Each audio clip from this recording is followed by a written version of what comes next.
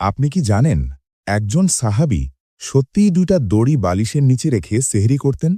হ্যাঁ, তিনি ভাবতেন কুরআনের আয়াতে সাদা রেখা আর কালো রেখা বলতে আসলেই সাদা কালো দড়ি বোঝানো হয়েছে। কিন্তু রাসূল সাল্লাল্লাহু আলাইহি ওয়াসাল্লাম তাকে কি বলেছিলেন জানেন? আজকের এই হাদিস শুনলে আপনি অবাক হবেন, আবার ঈমানও শক্ত হবে ইনশাআল্লাহ। হাদিসটি বর্ণনা করেছেন সাহাবী আদি ইবনু হাতিম রাজিয়াল্লাহু আনহু। তিনি বলেন, যখন এই আয়াত নাজিল হল, তোমরা পানাহার করো রাত্রির কালো রেখা হতে ভোরের সাদা রেখা যতক্ষণ স্পষ্টরূপে তোমাদের নিকট প্রতিভাত না হয়। সূরা আল বাকারা ১৮৭। তখন আমি একটি কালো রশি এবং একটি সাদা রশি নিলাম। আমি উভয়টিকে আমার বালিশের নিচে রেখে দিলাম।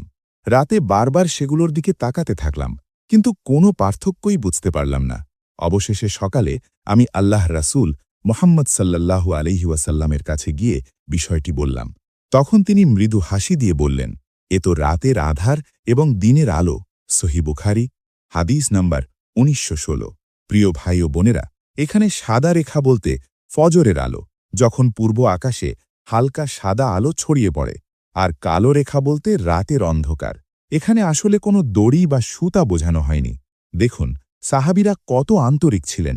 আয়াত নাজিল হতেই তারা বাস্তবভাবে পালন করতে চেয়েছেন। ভুল বুঝলেও তারা লজ্জা পাননি। রাসূল সাল্লাল্লাহু আলাইহি ওয়াসাল্লামের কাছে গিয়ে সরাসরি জিজ্ঞেস করেছেন। এখান থেকে আমরা ৩টি শিক্ষা পাই। ১. কুরআন বুঝতে হলে রাসূলের ব্যাখ্যা প্রয়োজন। ২. কোনো বিষয় না বুঝলে আলেমদের জিজ্ঞেস করতে লজ্জা নেই। ৩. সাহাবীদের মতো আন্তরিকতা থাকলে আল্লাহ নিজেই হেদায়েত দেন।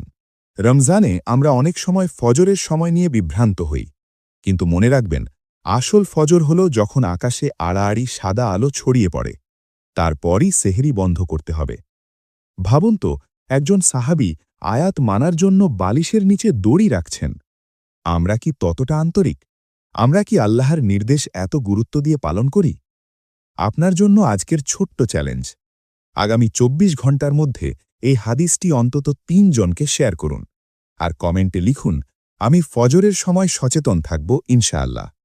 ভিডিওটি ভালো লাগলে লাইক দিন, শেয়ার করুন, আর ইসলামিক জ্ঞান ভিত্তিক আরও ভিডিও দেখতে চ্যানেলটি ফলো বা সাবস্ক্রাইব করে পাশে থাকা বেল আইকনটি অন করে দিন।